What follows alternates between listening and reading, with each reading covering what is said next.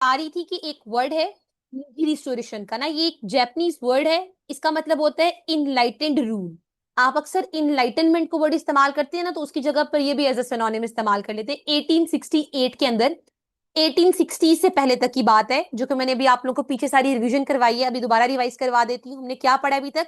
हमने east Asia को start किया है। ईस्ट एशिया में हमने China, Japan, Taiwan, Hong Kong, south Korea, north Korea, और हमने इन कंट्रीज को पढ़ना है, वियतनाम वगैरह को। हमने उसमें पढ़ा कि ईस्ट एशिया में, जो ईस्ट एशिया है उसका बहुत ज्यादा रोल है ईस्टर्न सिविलाइजेशन को प्रमोट करवाने में। और उसमें सबसे स्ट्रॉन्ग सुप्रीमेसी, डोमिनेंसी चाइना की डे वन से रही है। अब चाइना जो है ना, वो काफी जो है वो स्ट्रॉन्ग था अपनी डायनेस्टीज की वजह से। लेकिन आप लोगों को इस चीज का भी पता है कि जिस चीज का अरूज होता है उस चीज का जवाल भी होता है। फिर with the passage of time, हम उतनी उसकी बहस में नहीं जाएंगे क्या हुआ। खैर, आहिस्ता आहिस्ता थोड़ा सा चाइना वीक हुआ और जापान स्ट्रांग होने लगा। यहां पर एक पॉइंट है कि 1868 के अंदर जो जापान था उसके अंदर एक रिस्टोरेशन आई। जापान जो था वो बहुत ज्यादा इंडस्ट्रियलाइज्ड एशियन स्टेट की तौर पर उभरा फर्स्ट टाइम ना। उस टाइम पे हुआ ये कि हमारे पास साइनो जापानीज वॉर होती है, और उस वॉर के अंदर जो चाइना है वो हार जाता है, जापान जीत जाता है। ये एक जापान की विक्ट्री, बड़ी इंपॉर्टेंट विक्ट्री है। उसके बाद रूसो जापानीज वॉर होती है 1905 के अंदर। उस टाइम पे भी जो जापान है वो पहली एक यूरोपियन नेशन को हराता है और जीत जाता है। तो जरा जापान की सिग्निफिकेंस बढ़ जाती है। यहां पर ये चीज मेंशन करने का मकसद ये भी मैं पढ़ाती हूँ क्यों मैंने मेंशन किया है। उसके बाद हुआ ये कि जब जापान ने अ, अब यहां से पहले मैंने एक जो यहां तक जो मैंने आप लोगों को बातें पढ़ाई, मैंने एक बार भी ये वर्ड इस्तेमाल नहीं किया कि चाइना ने क्लूनाइज कर लिया या चाइना ने ताइवान को क्लूनाइज कर लिया। मैंने एक बार भी ये वर्ड इस्तेमाल नहीं किया। सिर्फ मैंने एक ही चीज कही कि चाइना का इन्फ्लुएंस था, चाइना की चीजों को एडॉप्ट किया जाता था, चाइना का थोड़ा ट्रिब्यूटरी सिस्टम था वहां पे। लेकिन जब जापान का राइज होता है, जब जापान राइज करता है, तो जापान जब दो कंट्रीज को हराता है, उसके बाद जापान की जो अंपायर है वो जरा क्लूनलिज्म को स्टार्ट करती है। वो कोरिया को और ताइवान को क्लूनाइज करता है। क्लोनाइज करने के बाद आहिस्ता आहिस्ता अपने आप को एक्सपैंड करता है और अपने आप को एक स्ट्रॉन्ग ग्रेटर ईस्ट एशिया को प्रोस्पेरिटी स्फीयर के अंदर इंक्लूड करता है। अब कुछ दो इंपॉर्टेंट पॉइंट्स हैं कोरिया और ताइवान के बारे में, थोड़ा सा यहाँ पे पढ़ लें, आगे ये डिस्कस कर दूंगी। ये बेस सेट हो जाएगी आप लोगों की। कोरिया के बाद याद रखना है कि 1910 से Korea was a independent kingdom, मगर चाइनीज इंफ्लुएंस में था एज अ ट्राइब्यूटरी स्टेट। 1910 और 45 में जापान कोरिया को क्लूनाइज करता है। 1945 के अंदर Japan world war to her जाता है, कोरिया फ्री हो जाता है। आपको पता है कि वर्ल्ड वॉर टू के बाद वर्ल्ड वॉर थ्री कौन सी थी? कोल्ड वॉर थी। कोल्ड वॉर के अंदर क्या था? आइडियोलॉजिकली कंफ्लिक्ट थी। एक तरफ पे कैपिटलिस्ट ब्लॉक था और एक तरफ पे कम्युनिस्ट ब्लॉक था। अब कोरिया क्या था? इससे पहले एक किंगडम था, लेकिन जैसे ही जापान ने क्लूनाइज किया और जापान का जब इन्फ्लुएंस खत्म हुआ, तो कोरिया के ऊपर, जो कोरिया था सबसे पहले इसको ये उसके झांसे में आया इस कोल्ड वॉर के अंदर। तो सोवियत यूनियन ने क्या किया? नॉर्थ जो एरिया था कोरिया का उसके ऊपर कंट्रोल कर लिया। यूएसए ने क्या किया? वो उस टाइम पे क्या थी? कम्युनिज्म, वो थी ना कंटेनमेंट पॉलिसी। तो उसने फटाफट साउथ कोरिया को कर लिया। तो उस टाइम से हमारे पास एक नई हमें टसल देखने को मिलती है। नॉर्थ कोरिया जो कि कम्युनिस्ट है, साउथ कोरिया जो कि डेमोक्रेटिक है। तो ये मैंने बात इसलिए मेंशन की ताकि आप लोगों के माइंड में जो है ना वो क्लियर क्रिस्टल कॉन्सेप्ट होना चाहिए कि ये क्या चीज है। चाइना की पॉलिसी कभी भी कोलोनाइजेशन पॉलिसी नहीं रही। वो हमेशा जिस तरह अभी भी हमें सपोर्ट करता है, क्लोनाइज तो नहीं ना किया, चले जो भी उसका एजेंडा है वो बात की बात है, लेकिन वो क्लोनाइज नहीं करता। तो उसकी इसी तरीके से जो कोरिया था वो एक ट्रिब्यूटरी स्टेट थी, एक इंडिपेंडेंट किंगडम रखता था। जापान का राइज होना, और जापान ने उसको कैसे कंसीडर कर लिया? जापान ने जो है उसको कंट्रोल कर लिया। कंट्रोल करने के बाद उसको जो है वो जब क्लोनाइजेशन खत्म हुई, तो जब वो बेचारा आजाद हुआ कोरिया, तो उसके ऊपर दोनों का इन्फ्लुएंस आ गया, किसका? कोल्ड वॉर का। और वो दो चीजों में बट के रह गया, नॉर्थ कोरिया और साउथ कोरिया। और आज भी आप लोगों को पेपर में क्वेश्चन आता है, आप ये केस स्टडी मेंशन करते हैं नॉर्थ कोरिया की और साउथ कोरिया की, कि दोनों जो है वो एक एक दूसरे के दुश्मन कंट्रीज भी हैं और उनका इन्फ्लुएंस भी काफी ज्यादा है। एक पॉइंट और आप लोगों को यहाँ पे पढ़ानी थी, ताइवान से रेलिवेंट। जी बिल्कुल ऐसे ही है, जरा इसको हम पढ़ेंगे आगे, क्यों वो स्ट्रांग है ये भी देखेंगे। ताइवान से थोड़ा सा रेलिवेंट एक पॉइंट देख लें कि ताइवान वाज रिटर्न। अच्छा, जब हुआ ये कि दोनों, मैंने ऊपर बात की, कोरिया, माइक बंद कर लें अपना बच्चों, जो कोरिया था, जो कोरिया था और जो ताइवान था, दोनों जापान एम्पायर के अंडर थे। इसने इसको क्लोनाइज किया हुआ था। कोरिया की तो बात समझ में आ गई आपको। जब ये जापान हार गया वर्ल्ड वॉर 2 के बाद ना, तो ताइवान इसने चाइना को वापस कर दिया, जब चाइना की, इसकी जापान की डिफीट हुई। अब 1895 से ताइवान भी, जिस तरह जो उस टाइम पे किंग चाइना, किंग डायनेस्टी थी, उसका पार्ट था। 1895 और 1945 के दरमियान में हुआ कि Japan took Taiwan after defeating China in first Sino Japanese war. मैंने बताई ना ऊपर ये बात कि जब साइनो जापानीज वॉर हुई तो जापान जीत गया, चाइना हार गया, तो उसने उसे ताइवान भी ले लिया और कोरिया भी ले लिया। अब 1945 के बाद जब जापान की डिफीट हुई, तो Taiwan was handed back to the Republic of China.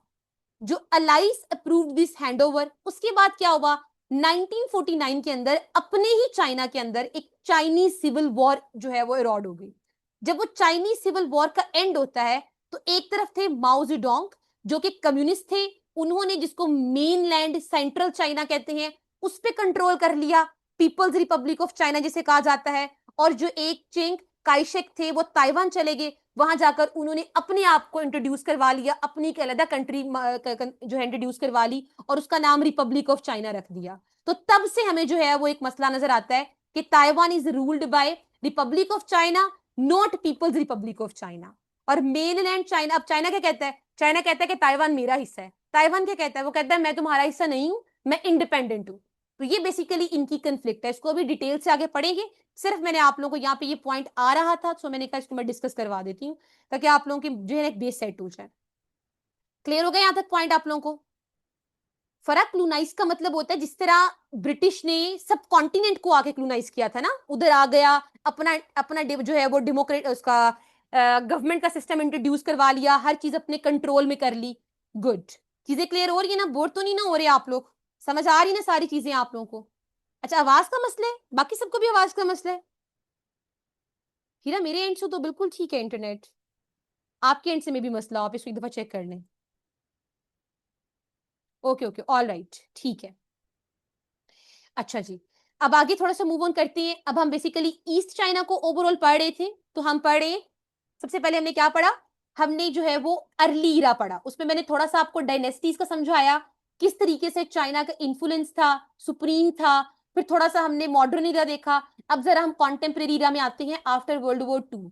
ये चीज पढ़ चुके हैं, जो मैंने सारी बातें बताई इसी के अंदर आएंगी कि जापान डिफीटेड, ओकोपाइड, फिर चाइना के अंदर सिविल वॉर शुरू हो गई, कोरिया, फिर ये हो गया, फिर पोस्ट इकोनॉमिक मायरेकल, और सारी चीजें ये जो है आप लोग कर चुके हैं। यहां तक हमारे पास ओवरऑल हमने जो है ना एक ईस्ट एशिया को पढ़ लिया है। अब आप लोगों को समझ आ गई कि ईस्ट एशिया में पढ़ना क्या है हमने। अब हम स्टार्ट करते हैं अपने फर्स्ट कंट्री से, जो कि है चाइना। सबसे लेंथी यही है, तो जल्दी से इसे कवर करते हैं, उसके बाद फिर बाकी सारे कंट्रीज तो छोटे छोटे हैं। चाइना का मैप ड्रॉ किए सबसे पहले। हमें मैप से इतना कंसर्न नहीं है कि इसकी एक कंट्री को पढ़ने बैठ जाए।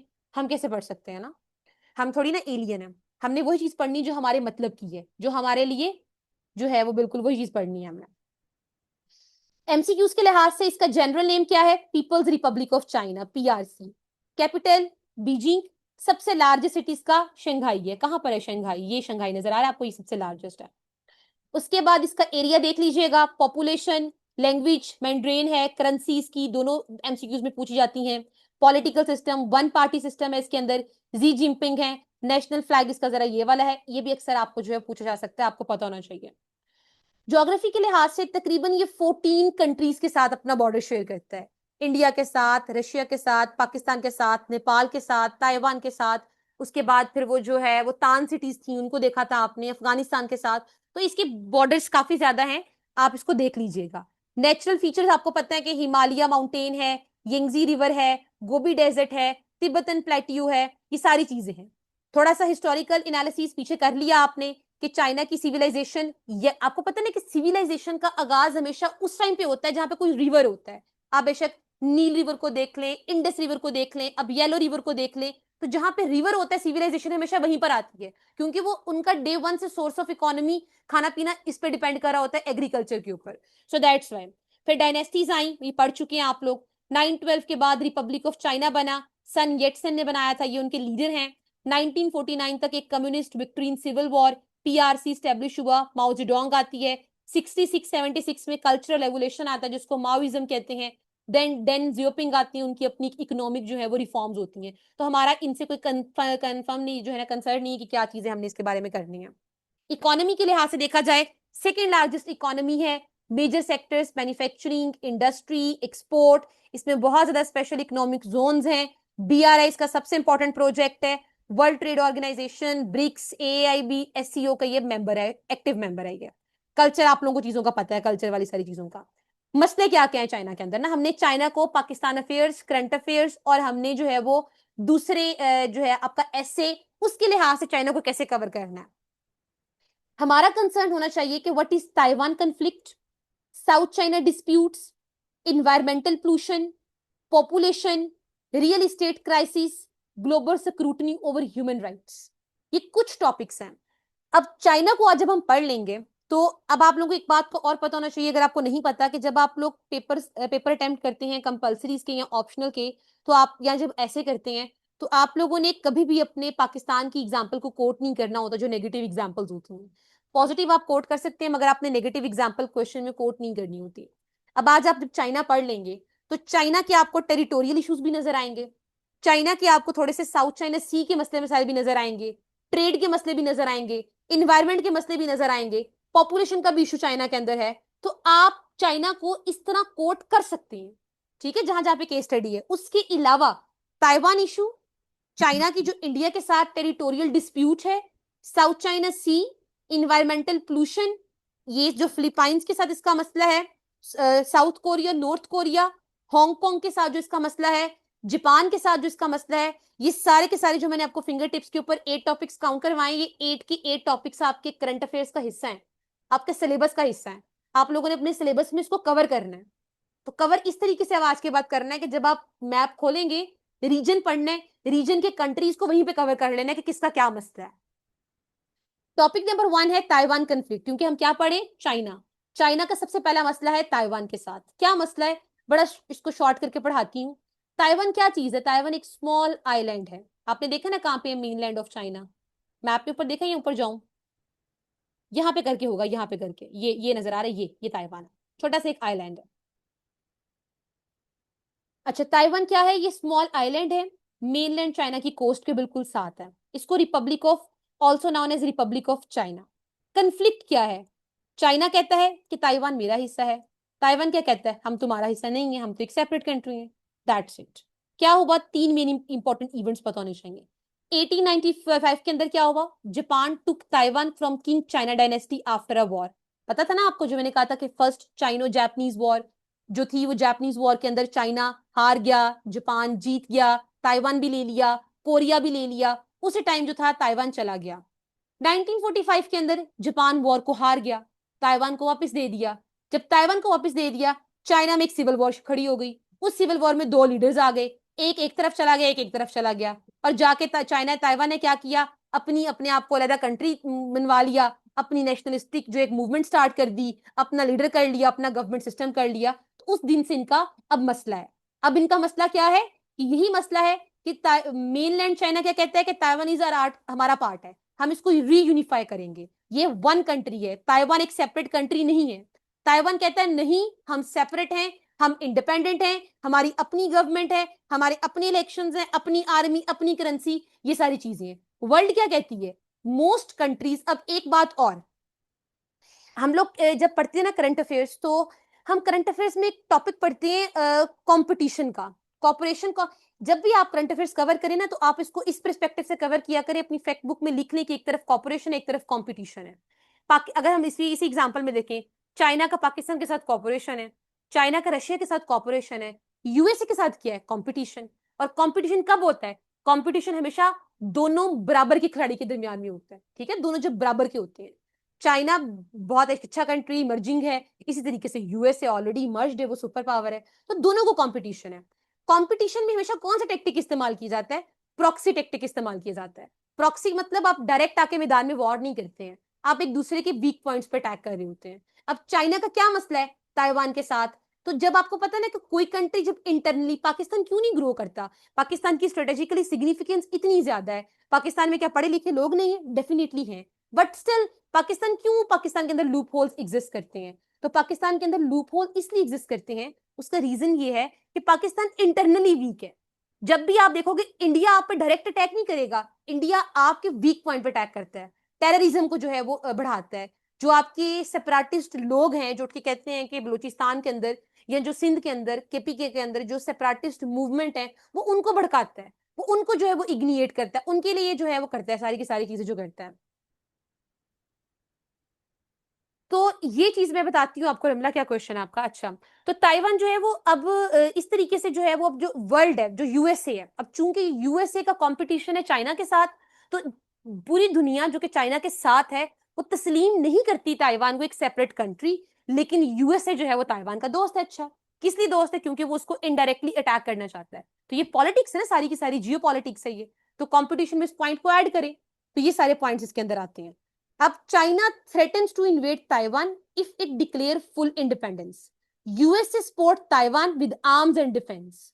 तो अब war over Taiwan could spark a global conflict, USA China tension को बढ़ा सकता है। तो ये बेसिकली चीजें हैं। एक वर्ड होता है वन चाइना पॉलिसी, चाइना कहता है कि ताइवान के इंक्लूडिंग हम हैं। स्टेटस को क्या होता है? जो पूरी इंडिपेंडेंस नहीं लेता और यूनिफिकेशन भी नहीं कर रहा होता जिस तरह ताइवान है। ताइवान स्ट्रेट क्या है? जो चाइना और ताइवान के दरमियान में है। क्रॉस स्ट्रेट रिलेशंस क्या है? ताइवान और चाइना, क्योंकि दरमियान में एक पानी थोड़ा सा आ गया ना, तो इसी वजह से दोनों ये क्या है, इनके दरमियान में हम कहेंगे ये क्रॉस स्ट्रेट रिलेशंस हैं। तो चाइना चाहता है कि ये हमारा एक क्रॉस स्ट्रेट कंट्री है, इसको एक्सेप्ट किया जाए। तो Taiwan in a one line, Taiwan rule itself like a country, but China से it belongs to them and the world is stuck in the middle.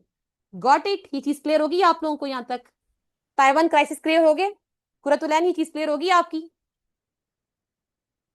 बिल्कुल नहीं फातिमा, चाइना एक वन पार्टी सिस्टम है। चाइना के अंदर पॉलिटिकल मसला नहीं है बिल्कुल भी।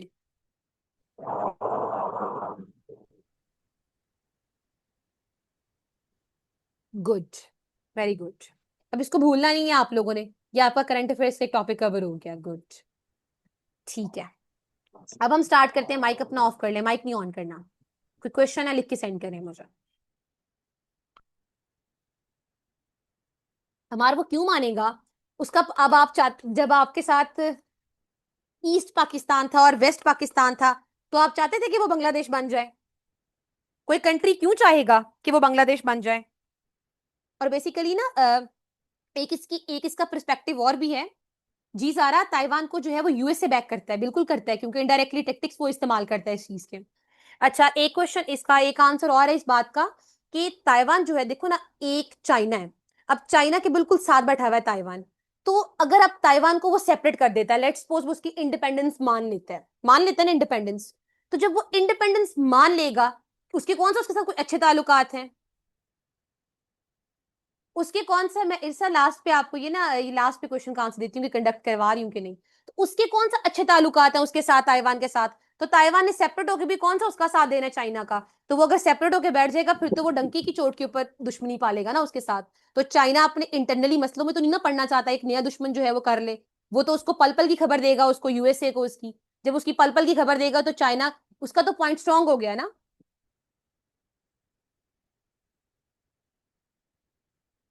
क्योंकि वो स्ट्रांग नहीं है ना इमाद। वो चाइना जो है वो ताइवान इतना स्ट्रांग नहीं है, और वर्ल्ड उसको एक्सेप्ट नहीं ना करती पूरी की पूरी। बिल्कुल नहीं अलीजे, हमें नहीं पढ़ना इसको इतना डिटेल से, जितना मैंने आपको चीजें करवाई है ना सुपरफिशियली इतनी ही करनी है। पीस तभी होगा जब ताइवान ये चीज एक्सेप्ट करेगा कि हम चाइना का पार्ट है। पीस तो तभी पॉसिबल है ना। जी बिल्कुल, ये भी एग्जैक्टली जो ताइवान है ना उसके अंदर जो ये सेमीकंडक्टर्स होते हैं, इसकी ताइवान के अंदर एक सिलिकॉन वैली के नाम से बड़ी एक इंपॉर्टेंट चीज है। जो इसके अंदर सेमीकंडक्टर्स हैं वो आपको पता है ट्रांजिस्टर्स, और ये जो है 4G 5G पूरी वर्ल्ड के अंदर जो है चीज फैली हुई है, तो वो एक्सपोर्ट करता है। ताइवान के पास ये बड़ा स्ट्रॉन्ग पॉइंट है। ये भी बात एग्जैक्टली मुजम्मिल आपने अच्छा पॉइंट जो है वो रेस किया है कि अगर ये सेपरेट हो जाता है तो चाइना का इस चीज के ऊपर भी तो इन्फ्लुएंस खत्म हो जाएगा ना। ताइवान तो दिनों में राइज कर जाएगा इस चीज के ऊपर। तो वो इसीलिए उसको सेपरेट नहीं होने दे सकते। तो ये भी इसके अंदर पॉइंट आता है। चलिए आगे मूव ऑन करते हैं। ये तो एक पॉइंट है, अभी हमने बहुत सारे और इश्यूज पढ़ने हैं। अब चाइना का इंडिया के साथ क्या मसला है? क्योंकि हम चाइना, अब आल दो ईस्ट एशिया में इंडिया तो नहीं आ रहा था, लेकिन हम चाइना तो कवर कर रहे थे ना। सो हमें चाइना के सारे मसले डिस्कस करने हैं ताकि हमारा China all in all cover हो जाए। चाइना एंड इंडिया का मसला देखते हैं। चाइना और इंडिया का मेन मसला जो है ना वो टेरिटोरियल डिस्प्यूट है, बॉर्डर डिस्प्यूट है। ये बड़ा एक अच्छा एमसीक्यू, आपको पता है 3400 किलोमीटर का बॉर्डर है चाइना और इंडिया का, इतना लंबा बॉर्डर शेयर करते हैं ये लोग। इसीलिए ना इनकी बॉर्डर के डिस्प्यूट्स बहुत ज्यादा है। ये देखें, आप लोगों को मैप से समझाती हूँ। ये पाकिस्तान है, ये इंडिया है, ये ऊपर सारा चाइना है, ये नेपाल है। अब जो ये पाकिस्तान है, और पाकिस्तान का जो ये वाला कश्मीर वाला एरिया ना, ये जो ब्लू है, ये एडमिनिस्ट्रेड बाय पाकिस्तान है। इस ब्लू वाले एरिया में से ना, ये जो थोड़ा सा रेड वाला एरिया है ना, ये एरिया पाकिस्तान ने 1963 के एग्रीमेंट के अंदर, जिसको फ्रेंडशिप एग्रीमेंट भी कहते हैं, रजामंदी के साथ चाइना को दे दिया था। और इंडिया क्या कहता है, ये मेरा एरिया है। एक मसला ये है पाकिस्तान इसका, इंडिया का और चाइना का। दूसरा मसला ये है कि ये जो जम्मू कश्मीर, ये वाला जो आपको टील सा कलर नजर आ रहा है, ये है इंडियन ऑक्युपाइड एरिया। इसका ये जो अस्काई चीन वाला एरिया है, चाइना इसके ऊपर क्लेम करता है, इंडिया कहता है ये मेरा मसला है। ये भी लैंड डिस्प्यूटेड है, ये भी डिस्प्यूटेड है, ये भी डिस्प्यूटेड है, ये बॉर्डर भी सारा डिस्प्यूटेड है। फिर जरा इस वाली चीजों को छोड़ के, ये जरा वेस्टर्न को छोड़ के इधर आ जाए आप। ये जो मैकमोहन लाइन है, ये भी एक तिब्बत वाले जो एरिया, ये भी जो एरिया, ये भी डिस्प्यूटेड है। तो ये जो है चाइना के साथ इंडिया के टेरिटोरियल डिस्प्यूट है दो, एक वेस्टर्न वाली साइड पर और एक ईस्टर्न वाली साइड के ऊपर। तो ये हमारे पास क्या मसला है चाइना और इंडिया का, कि China and India share a long border approximately 3400 kilometre. There are two main disputed areas. Western sector देख लिया वो आपने, कहां पे, स्काई चीन वाला। Why it's important, because it's a high altitude desert region. Strategically significance उसकी बहुत ज्यादा है। उसने वहां पे ना बिल्ट रोड भी कर लिया, लेकिन इंडिया उसको ऑब्जेक्ट करता है। ईस्टर्न वाला भी मैंने आपको बता दिया है, वो भी क्यों इंपॉर्टेंट है, तिब्बतन प्लेट्यू की वजह से वो बहुत इंपॉर्टेंट है। क्या ये लोग वॉर लड़ चुके हैं इसके ऊपर? डेफिनेटली लड़ चुके हैं। 1962 की साइनो इंडियन वॉर हुई थी। बॉर्डर एग्रीमेंट उसके कॉज के तक बॉर्डर एग्रीमेंट था स्काई चीन को लेकर और ये जो मैकमोहन वाली लाइन को लेकर। लेकिन रिजल्ट ये हुआ कि चाइना जीत गया, स्काई चीन को उसने कैप्चर कर लिया और इंडिया को उसने बाहर निकाला, लेकिन स्टिल वो उसके ऊपर क्लेम करता है। और ये हमें बहुत सारी स्किरमिशीज देखने को मिलती हैं। 2017 की स्किरमिशीज थी, दो क्लाम स्टैंड ऑफ था, फिर उसके बाद ग्लॉन वैली क्लैश था लद्दाख के रीजन में। तो ये स्टिल जो है वो करंट सिचुएशन ये है कि अभी तक ये मसला कोई इतना ज्यादा रिजॉल्व नहीं हुआ। उन्होंने उस रीजन को जो है वो मिलिटराइज किया हुआ है, और वो जो है रीजन जो इतना स्ट्रांग नहीं है। अच्छा, जो चिक नेक डिस्प्यूट है ना, वो भी इसी रीजन के अंदर आती है ना। उन्होंने बेसिकली इसको जो मैंने आप लोगों को ये लाइन बनाकर दिखाई है ना, कि आप लोग इस पर ड्रॉ करें, ड्रॉ मत करें इसके ऊपर। जी, साइनो मतलब होता है चाइना, साइनो का यही मतलब है। जो चिक नेक डिस्प्यूट है ना, ये बेसिकली इस तरह ही बन रही है, नेक की तरह। तो उसको उन्होंने एक एनर्जी का वर्ड इस्तेमाल किया हुआ है यहाँ पर। तो ये हमारे पास जो है वो करंट सिनेरियो है चाइना का इंडिया के साथ। तो आप लोगों ने सिर्फ इसको इस तरह तैयार करना है। मैं आप लोगों को ना सिर्फ एक चीज दिखा रही हूँ, डायरेक्शन। मेरा काम आप लोगों को ये टॉपिक्स पढ़ाना नहीं है। मैं सिर्फ आप लोगों का एक जो है ना विजन क्लियर कर रही हूँ कि पढ़ते कैसे हैं, करंट अफेयर्स कैसे करते हैं, पाकिस्तान अफेयर्स कैसे करते हैं। तो ये आप लोगों को सिर्फ मैं सुपरफिशियली चीजें करवा रही हूँ, ताकि आप लोगों को इस चीज का अंदाजा हो कि हमने आज के बाद ये चीज कैसे पढ़नी है। ठीक है, मैं थोड़ा सा इसको रिवाइज करवा देती हूँ। हम क्या चीज पढ़ रहे हैं तैयबा? बेसिकली हम जो है वो वर्ल्ड मैप पढ़ रहे हैं। फरहान इसको मत ड्रॉ करें, क्या ड्रॉ करी जा रहे हैं आप लोग? अच्छा, मैं आप लोगों को ये बता रही थी तैयबा, हम बेसिकली क्या पढ़े, हम लोग वर्ल्ड मैप पढ़ रहे हैं। वर्ल्ड मैप में हमने एशिया स्टार्ट किए, एशिया के अंदर हमने ईस्ट एशिया स्टार्ट किए। ईस्ट एशिया के अंदर हमारे पास कौन से कंट्रीज हैं? चाइना है, ताइवान है, मंगोलिया है, साउथ कोरिया है, नॉर्थ कोरिया है, और उसके अलावा हांगकांग है, जापान है, वियतनाम है। तो बेसिकली हमने सबसे पहले चाइना स्टार्ट किया। हमने चाइना का कैपिटल देखा, उसका एरिया देखा, उसका रीजन देखा। और अब हम ये देख रहे हैं कि जब आप लोगों ने पाकिस्तान अफेयर्स या करंट अफेयर्स के लिहाज से चाइना के रीजन को तैयार करना है, तो चाइना के कौन कौन से एरियाज को कवर करना है। सबसे पहले हमने ताइवान क्राइसिस पढ़ा है, जो कि आप लोगों का करंट अफेयर्स का भी टॉपिक है, आप लोगों ने करना है। ताइवान क्राइसिस को पढ़ना है अच्छे तरीके के साथ, उसको आप कहीं पे भी कोट कर सकते हैं। दूसरा हमने क्या मसला पढ़ा है कि चाइना का इंडिया के साथ क्या मसला है। चाइना का इंडिया के साथ टेरिटोरियल डिस्प्यूट है, उसकी टेरिटरी का मसला है। तो ये चीज हमने कवर किया है। नेक्स्ट आता है हमारे पास चाइना का हांगकांग के साथ क्या मसला है। चाइना और हांगकांग को थोड़ा सा हम रिवाइज कर लेते हैं। दो इश्यूज हमारे हो गए हैं। अच्छा, हांगकांग, मैंने एक ना ऊपर एक वर्ड इस्तेमाल किया था मकाओ के लिए और हांगकांग के लिए। वर्ड ये था कि स्पेशल एडमिनिस्ट्रेटिव रीजन, सार। सार क्या होता है? सार का मतलब होता है कंट्री का एक ऐसा रीजन, एक ऐसा पार्ट जिसके पास बाकी कंट्री की निस्बत ज्यादा एटोनॉमी होती है।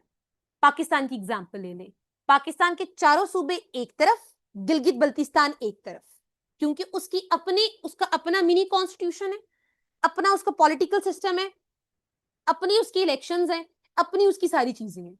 तो कहते हैं कि वो कंट्री का वो पार्ट जो कि थोड़ा सा ज्यादा प्रिविलेज एरिया होता है, मतलब आपने उसको थोड़े से पॉलिटिकल राइट्स, एटोनॉमी ज्यादा दी होती है, उसके पास बाकी दूसरे रीजन की निस्बत फ्रीडम ज्यादा होती है, उसका अपना लॉ होता है, अपना लीगल सिस्टम होता है, अपनी पुलिस होती है, करेंसी होती है, इमिग्रेशन रूल्स होते हैं, गवर्नमेंट होती है। इसे कहते हैं कि ये हमारे पास जो है constitutionally it's not a province, exactly it is called a special administrative region. इसके लिए एक स्पेशल टर्मिनोलॉजी इस्तेमाल की गई ना। तो प्रोविंस का जब हम वर्ड इस्तेमाल करते हैं फिर वो चीज सेपरेट हो जाती है, तो पॉलिटी उसके अंदर एडमिनिस्ट्रेशन के लिहाज से इसकी एक special terminology which is called सार। तो इसी तरीके से जो हांगकांग है वो और जो मकाओ है, ये दोनों के दोनों सार रीजन्स हैं, स्पेशल। अब मकाओ का इतना रोल नहीं है, लेकिन आपको हांगकांग पढ़ना चाहिए। क्यों पढ़ना चाहिए वो मैं पढ़ाती हूँ, आप लोगों को समझ लग जाएगा क्यों पढ़ना चाहिए आप लोगों को। थोड़ी सी इसकी टाइमलाइन देख लें। 1842 के अंदर क्वेश्चंस बच्चों लास्ट पे कीजिएगा, बिल्कुल जरा जो है वो गिलगित है ही सार हमारा। 1842 एंड 1997 के अंदर, 1842 के अंदर फर्स्ट ओपियम वॉर के बाद China ceded Hong Kong to Britain. Britain ने तकरीबन कहते हैं कि 150 ईयर्स तक जो है वो चाइना में रूल किया। उसके बाद 1997 के अंदर ब्रिटेन ने हांगकांग को चाइना को वापस दे दिया। एग्रीमेंट था वन कंट्री टू सिस्टम्स।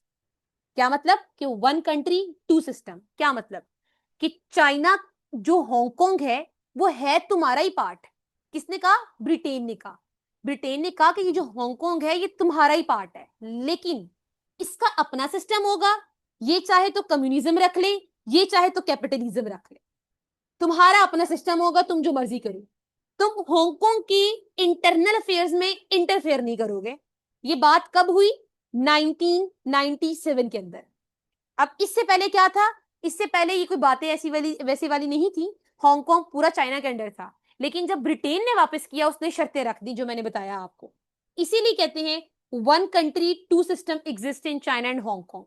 अब हुआ क्या? प्रॉमिस हुए ना उस टाइम पे, प्रॉमिस ये लिया गया चाइना और ब्रिटेन के बीच में कि मैं तुम्हें इन इन शर्तों पे हांगकांग वापस दूंगा कि इसका अपना लीगल सिस्टम होगा, अपने इनके इलेक्शंस होंगे, फ्रीडम ऑफ स्पीच होगी, फ्रीडम ऑफ प्रेस होगी, फ्रीडम ऑफ प्रोटेस्ट होगी, ये सारी चीजें उनकी अपनी होगी। हाँ, तुम उसके डिफेंस को और फॉरेन अफेयर्स को देख सकते हो, लेकिन तुम उसके इंटरनल मैटर्स में इंटरफेयर नहीं करोगे किसी भी कोस्ट के ऊपर। ये बात डिसाइड हुई थी हांगकांग के साथ, किसकी? चाइना की। अब क्या मसला हुआ होगा? डेफिनेटली यही मसला हुआ होगा कि चाइना अब इंटरफेयर करता है उसके इंटरनल मैटर्स के अंदर। हांगकांग बहुत ही स्ट्रॉन्ग कंट्री है, ये जो है इसकी एक मतलब इनकी यूथ बहुत ज्यादा है, स्किल्स बहुत ज्यादा है इनके पास। तो ये अब क्या चाहता है वो जो चाइना है, वो चाहता है कि सारा ये ताइवान, हांगकांग, ये सब मेरे अंडर हो। क्यों? क्योंकि अभी हम आगे पढ़ेंगे ना साउथ चाइना सी, उसकी पॉलिसी के लिए आपको नाइन नाइन लाइन डैश पढ़ाऊंगी। वो क्या होती है नाइन लाइन डैश? उन सब वो चाहता है कि ये सारे कंट्रीज मेरे अंडर हो, मेरे ताबे हो, मेरे अकॉर्डिंग चले, ये मेरी मान के चले ना, अपनी मान के ना चले, ताकि मैं इमर्जिंग जो है वो कंट्री बन के सामने आ जाऊं ना। तो अब ये मसला क्या हुआ? मसला ये हुआ कि हांगकांग के इंटरनल मैटर्स में चाइना ने इंटरफेयर करना शुरू कर दिया। 2014 के अंदर ना एक मूवमेंट थी, इसको मैंने इसलिए यहाँ पे मेंशन की है कि ये केस स्टडी है। आप इसको केस स्टडी के तौर पर ना लिख सकते हैं। जब आप ऐसे लिखेंगे, अपना माइक ऑफ करें बच्चों, आप इसको एज अ केस स्टडी किस तरह लिख सकती हैं कि आप ना इसको इस तरह कोट कर सकते हैं कि एक मूवमेंट थी हांगकांग के अंदर ना, तो उनके स्टूडेंट्स ने और बेसिकली जो वहां के लोग थे उन्होंने एक प्रोटेस्ट की थी, बड़ी पीसफुल प्रोटेस्ट थी बेस इसी चीज के लिए कि चाइना को कह रहे थे कि आप क्यों हमारे इंटरनल अफेयर्स में मैटर करते हैं, हमारा अपना सिस्टम है, आप ना इंटरनली इंटरफेयर किया करें। तो अम्ब्रेला मूवमेंट को मैंने यहाँ पर इसलिए मेंशन किया है कि आप लोग जब भी कोई ऐसे लिखते हैं या आप लोग ये बात करते हैं कि जिस तरह जर्नलिज्म का ऐसे आ गया, या टेक्नोलॉजी का आ गया, मीडिया का आ गया कि हमारे पास राइट्स होने चाहिए, ये पॉलिटिकल राइट्स की बात आ गई, तो नो डाउट आपके पास राइट्स हैं इस चीज के कि आप प्रोटेस्ट करें, मगर कभी भी वायलेंस की तरफ मत जाएं, बल्कि पीसफुल जो है वो प्रोटेस्ट करें। और you will quote the example of Hong Kong there which is called umbrella movement, that was happened in 2014. So that's why I mentioned there the Hong Kong umbrella movement. ना आप इसको एज अ केस स्टडी लिख सकते हैं. तो ये basically Hong Kong का मसला है, इसको पढ़ लीजिएगा जो मेंशन किए बातें, लेकिन मैंने आपको चीजें बता दी हैं. अब आपको पता होगा, अब मैंने एक ऊपर क्या बात की थी, प्रॉक्सी वॉर की मैंने बात की थी कि जब जब कोई कंट्री कंपटीशन में होती है तो वो एक दूसरे को सप्रेस करती है. तो हांगकांग को कौन सपोर्ट करता है? डेफिनेटली वो बेशक थोड़ा सा नाराज है, उनको मजीद आके गुस्सा कौन दिलवाता है? यूएस से गुस्सा दिलवाता है उनको आके. वो चाहता है कि वो उनकी चीजों को जो करे. तो ये बेसिकली हांगकांग का मसला है. तो in a one line, Hong Kong was promised freedom 2047 तक कोई उनका कंट्रोल, लेकिन China had control faster ending protest, उनकी डेमोक्रेसी लिबर्टीज के ऊपर इंटरफेयर कर रहा है. तो ये मसला है इसका हांगकांग के साथ. अभी तक कोई कंफ्यूजन, किसी बच्चे को कोई क्वेश्चन क्लियर है? अब बोले जरा क्या क्वेश्चन है आप लोगों के. मैंने आप लोगों को पहले बताया कि मैं कोई बड़ा डिटेल में आप लोगों को लेके नहीं चलूंगी, सिर्फ ये आप लोगों की स्ट्रेटेजी सीधी करने लगी हूँ, आप लोगों को पता चले कि पढ़ते कैसे हैं. गुड. माइक में ना कीजिएगा क्वेश्चन, ये मुझे लिख के सेंड कीजिएगा, माइक अपना ऑफ ही रहने दें. तो बेसिकली ये सारे पॉइंट्स हैं अभी तक हम पढ़ चुके हैं चाइना के रेलिवेंट. यस डेफिनेटली तैयबा, मैं ये चीज शेयर करूंगी लाजमी. मैं इसीलिए जो है वो ये, भला के मेरी वन पेपर सेशन के साथ ही क्लास थी, ये आप लोगों के साथ क्लास नहीं थी, सिर्फ मैंने उनको पढ़ाना था. तो जहां मैंने उनको पढ़ाना था तो मैंने कहा वहां पे सब पढ़ ले बैठकर, संडे है सारे फ्री होंगे ना, तो आप लोगों के लिए चीज बेनिफिट. अच्छा करो तो लेना, आपको ये चीज क्लियर हो गई है? आपको हांगकांग क्राइसिस और आपको ये सारी चीजें क्लियर हो गई है? जी कवर हो गया मुझे। वेरी जी गुड. जी थैंक यू ठीक सो है मच। ठीक है ठीक है ठीक है. अब हम नेक्स्ट मूव करते हैं. हमारे पास है चाइना का और साउथ कोरिया का थोड़ा सा मसला है. क्या मसला है चाइना का और साउथ कोरिया का? हम क्या पढ़ रहे हैं? चाइना की मसले मसाइल, क्योंकि अभी हम कंट्री ही चाइना पढ़ रहे हैं. तो चाइना वाला रीजन हमने पढ़ लिया, चाइना को ताइवान के साथ देख लिया, चाइना को इंडिया के साथ देख लिया, चाइना को हांगकांग के साथ देख लिया. हांगकांग एक उसका सार रीजन था जो स्पेशल एडमिनिस्ट्रेटिव रीजन था. अब हम देखते हैं साउथ कोरिया कंफ्लिक्ट क्या था. बेसिकली इसका बिगेस्ट रीजन ये था, मैंने आप लोगों को शुरू में एक बात बताई थी कि जब चाइना जापानीज वॉर हुई, कोरिया उससे पहले सिर्फ एक सेपरेट बॉडी थी, आप ये कह लें कि उसका इन्फ्लुएंस था चाइना का वहां पे. ये बातें मैं बाद बताती हूँ बच्चों आप लोगों को.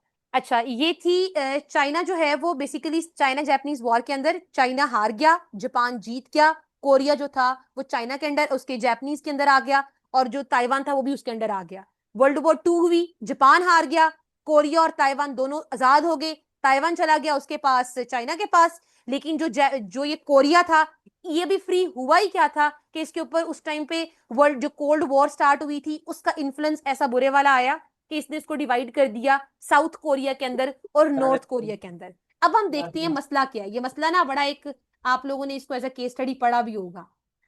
The biggest reason for tension between China and South Korea is the deployment of THAAD missile system. ये बहुत इंपॉर्टेंट केस स्टडी है, बहुत इंपॉर्टेंट, थार्ड वाली इंतहाई इंपॉर्टेंट केस स्टडी, जो कि आप अक्सर मेंशन तो करते होंगे लेकिन आप लोगों को पता नहीं होगा कि इसकी सिग्निफिकेंस क्या है. थर्ड क्या चीज है ना, ये बेसिकली एक terminal high altitude area defence का नाम है. ये एक मिसाइल डिफेंस सिस्टम था जो यूएसए ने बिल्ड किया था. इसका मकसद ये है, it's job is to shoot down missile in the air before they can hit cities और टारगेट. अब ये थर्ड बेसिकली ये चीज है. अब why did South Korea install THAAD? अब आपको पता ना उस चीज का कि एक वॉर थी कम्युनिज्म वर्सेस कैपिटलिज्म. एक तरफ क्या था? यूएसए, और एक तरफ क्या था? वो रशिया. तो अब वो दोनों जिस जिस रीजन में थे ना, वो उस रीजन को स्ट्रॉन्ग कर रहे थे. तो यूएसए ने इसको स्ट्रॉन्ग करना था साउथ कोरिया को, तो उसने इसको third defence missile system introduce करवाया वहां पे, ताकि वो रशिया को कंटेन कर सके. अब हुआ ये कि बिकॉज नॉर्थ कोरिया वो टेस्टिंग डेंजरस मिसाइल, उस टाइम पे वो भी मिसाइल्स की टेस्ट कर रही थी. सो साउथ कोरिया ने जो है वो साउथ कोरिया की प्रोटेक्शन के लिए यूएसए ने उसकी हेल्प की और थर्ड जो था वो इंस्टॉल कर दिया. अब चाइना को गुस्सा किस बात के ऊपर है? चाइना को गुस्सा इस चीज के ऊपर है कि even though third is aimed at north, हालांकि मकसद क्या है? नॉर्थ कोरिया को हिट करना, लेकिन चाइना इसको स्ट्रांगली अपोज करता है. उसके 3 रीजन हैं. पहला रीजन ये है कि जो सिस्टम है ना टर्मिनल हाई डेफिशिएंसी वाला, ये जो थर्ड सिस्टम है इसके अंदर इंतहाई स्ट्रॉन्ग रडार सिस्टम लगा हुआ है. इतना स्ट्रॉन्ग रडार सिस्टम है कि उसके अंदर सबसे जो अच्छी क्वालिटी का एक्स बैंड रडार होता है ना, वो यूज किया है. चाइना कहता है कि चूंकि अब मेरे मध्य मुकाबिल मेरा कंट्री है जो कंपटीशन में, वो है यूएसए। तो यूएसए जो है वो इनको सपोर्ट करता है। नाम तो उसने यही रखा हुआ है नॉर्थ कोरिया के लिए, लेकिन वो बेसिकली मेरे ऊपर सर्विलेंस रखना चाहता है। यूएसए नॉर्थ कोरिया के जरिए से, इस साउथ कोरिया के जरिए से मेरे ऊपर नजर रखना चाहता है। ये मेरे ऊपर जो है मेरी टेरिटरी में आना चाहता है। ये उनको इसलिए सप्लाई करता है, ये मुझे जो है वो कंटेन कर सके। इसीलिए चाइना का एक ये कंसर्न है कि इसे खत्म किया जाए। वो इसे कहता है साउथ कोरिया को खत्म कर दो। साउथ कोरिया इसी से पीछे नहीं हटता, तो इसीलिए इन दोनों की वॉर होती है। रीजनल पावर शिफ्ट मैंने बता दिया किस तरीके से उसका अलायंस स्ट्रांग हो गया है, और इसको यही खतरा है कि ये आर्म्स का खतरा है। तो when south Korea deploy, China ने स्ट्रॉन्ग एक्शंस के साथ कि उसकी इकोनॉमिक पनिशमेंट दी, डिप्लोमेटिक टेंशन खराब हो गए। साउथ कोरिया का रिस्पॉन्स थ्री नोज पॉलिसीज के साथ था कि हम इसके ऊपर मजीद काम नहीं करेंगे, कुछ भी नहीं करेंगे। लेकिन स्टिल ये मसला जो है वो चाइना के बीच में और साउथ कोरिया के बीच में एग्जिस्ट करता है। उसके अलावा इनके कल्चरल कन्फ्लिक्ट्स भी हैं, और इनकी करंट सिचुएशन भी कोई इतनी ज्यादा बेहतर नहीं है। तो in a nutshell, South Korea allow the USA to install to defend against North Korea, मगर चाइना गॉट एंग्री। उसे खतरा है कि ये मेरी स्पेन लेना चाहता है, ये मेरे ऊपर नजर रखना चाहता है। माइक अपना ऑफ करे बच्चों। तो उसे लगता है कि ये मेरे ऊपर नजर रखने के लिए सारा कुछ कर रहा है। सो दैट्स वाई चाइना की साउथ कोरिया के साथ नहीं बनती। क्लियर हो गया? अभी तक हम कवर कर चुके हैं, दोबारा से रिवाइज कर लेती हूँ कि चाइना का साउथ कोरिया के साथ मसला ये है कि वो जो अपना डिफेंस सिस्टम इंट्रोड्यूस करवा रहा है यूएसए की मदद से, तो चाइना कहता है कि तुम ये इसलिए कर रहे हो ताकि तुम यूएसए को मेरी पल पल की खबर दे सको। तुम मेरे ऊपर नजर रखना चाहते हो। तुम क्यों मेरे पर नजर रखना चाहते हो? तुम इस चीज को ओवरकम करो। तो इस वजह से जो है वो उनका मसला है। हाँ जी। जी क्या बच्चों? नहीं नहीं, साउथ कोरिया की बात कर रही हूँ, नॉर्थ कोरिया की बात नहीं कर रही। नॉर्थ कोरिया तो मैंने भी करवाना है, गलती से बोल दिया होगा नॉर्थ कोरिया, साउथ कोरिया की बात करिए। चाइना के साउथ कोरिया के साथ बहुत अच्छे रिलेशंस है, गुड रिलेशंस। क्योंकि अभी पढ़ते हैं क्यों, तो ये पढ़ते हैं आगे जाके, इसको पहले यहां तक रिवाइज कर लेते हैं। थोड़ा सा ओवरऑल फिर से देख लेते हैं हम। रिविजन इज द बेस्ट की, जितना आप चीजों को रिवाइज करते हैं उतना आपको जो है वो चीजें समझ में आएंगी। अच्छा, बेसिकली जो मुजम्मिल, साउथ कोरिया और जो नॉर्थ कोरिया है ना, दोनों के दोनों जो कंट्रीज हैं, ये अपनी न्यूक्लियर डेटरेंस की कैपेबिलिटीज रखती हैं। लेकिन न्यूक्लियरली साउथ कोरिया भी डिक्लेयर नहीं हुआ, सिर्फ उसमें थर्ड मिसाइल सिस्टम है, दैट्स इट। ठीक है?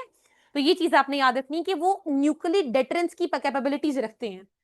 1 मिनट रह गया बच्चों, इस लिंक को ना आप लोग क्लोज करके तो दोबारा करें बस 1 मिनट के बाद। 10:17 हो गया, आपने 10:18 पे ज्वाइन करना है। मैं जरा पानी वगैरह पी लूं, फिर उसके बाद इसको हम स्टार्ट करते हैं। ठीक है?